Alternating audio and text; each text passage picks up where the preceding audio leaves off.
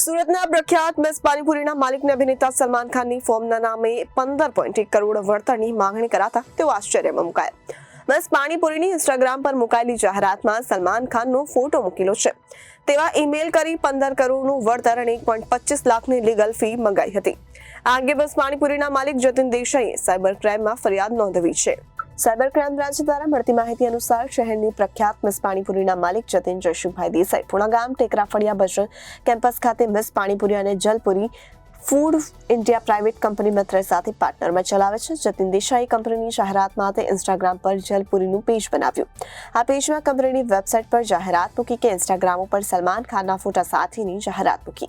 30 March 2024ના બપોરના સમયે Jatin દેસાઈના personal મેલ પર એક મેલ આવ્યો જેમાં મિસ્ટર અબ્દુલ રસીદ સલીમ સલમાન ખાન કે જે સલમાન ખાનના નામથી બોલિવૂડ એક્ટર છે, જેમાં 4 પાનાની એક ડોક્યુમેન્ટ ફાઇલ અટેચ કરેલી છે। આ ડોક્યુમેન્ટ ફાઇલ ડાઉનલોડ કરી જોતા તેમાં ફર્સ્ટ ઇન્ટર્મ નોટિસ કે SSR એસોસિએટ PS તરફથી 30 એપ્રિલ 2024ના રોજ ઇસ્યુ કરી હતી, જે ઇન્સ્ટાગ્રામ ઉપર સલમાન ખાનના ફોટા સાથેની જાહેરાત કરી હતી। જે નોટિસ ચેક કરતા 15 કરોડ વળતર તરીકે ચૂકવવા તેમજ 1.25 લાખ ટેક્સ લીગલ ફી તરીકેની વળતર તરીકેની માંગણી કરવામાં આવી હતી।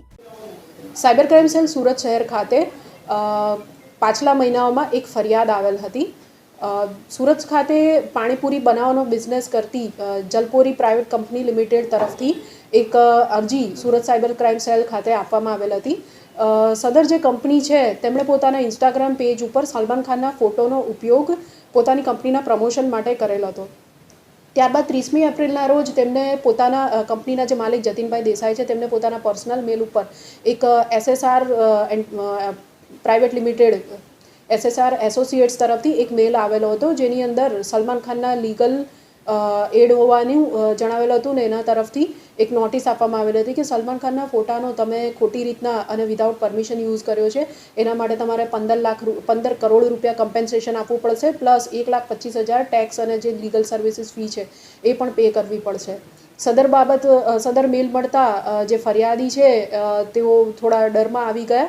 ત્યારબાદ એમને કંપનીનું જે એમનું મેલ આઈડી છે જલપોરી કંપનીનું, એની ઉપર પણ આ સેમ જે નોટિસ છે લીગલ નોટિસ એ નોટિસ નંબર 1ના નામથી મળી હતી। ત્યારબાદ તેમણે પોતાના જે એડવાઇઝર છે ભગીરથભાઈ એમને આ વસ્તુ જણાવતા તેમણે જણાવ્યું કે બોમ્બેમાં મારી ઓળખાણ છે, એકનાથ શિંદે અને બીજા જે છે બોમ્બેમાં રહેતા એ બધાની સાથે હું સંપર્કમાં છું અને હું તમારું કામ કરાવી આપીશ।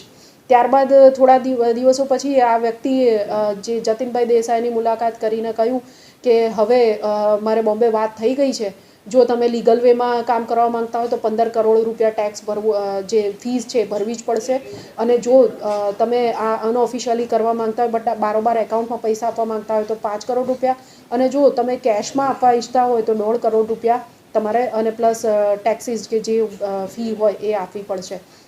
આ બાબતે ફરિયાદીને શંકા જતાં તેઓએ સાયબર ક્રાઇમ સેલની અંદર આ બધી ડિટેલ્સ આપેલી હતી, જેના પર ટેકનિકલ ઇન્વેસ્ટિગેશન અને જરૂરી કાર્યવાહી કરતા સાયબર ક્રાઇમ સેલ દ્વારા જે કાર્યવાહી કરવામાં આવી તેમાં આ કંપનીના જે એસોસિએટ જે એમના કાઉન્સલ કરતા હતા તેમનું ભગીરથભાઈનું જ નામ ખુલ્લી આવતા જતીનભાઈએ અત્રે ફરિયાદ આપેલ છે। સાયબર સેલ દ્વારા હાલ આ ફરિયાદ નોંધવામાં આવી છે અને એના સાથે સાથે જે આ ભાઈ છે આરોપી ભગીરથભાઈ તેમને નોટિસ પણ આપવામાં આવેલ છે। સાયબર સેલ દ્વારા આગળની કાર્યવાહી ચાલુ છે। Reporter Hanif Malik, Janadesh news, Surat.